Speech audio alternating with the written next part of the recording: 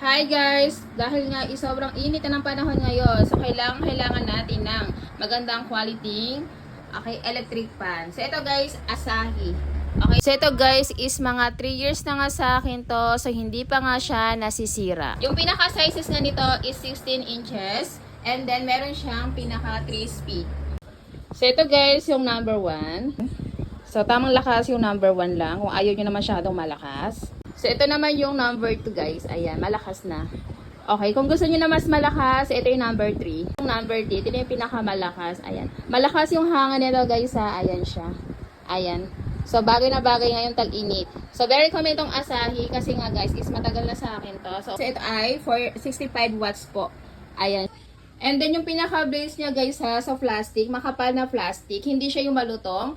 Okay, so yung pinaka-blades po niya, so 5 blades siya. Ayan siya. So, hindi po yan napuputol yung pinaka-base niya. Ayan, makapal yung kanyang pinaka-blades. Ito yung nagustuhan ko dito sa Asahi na to.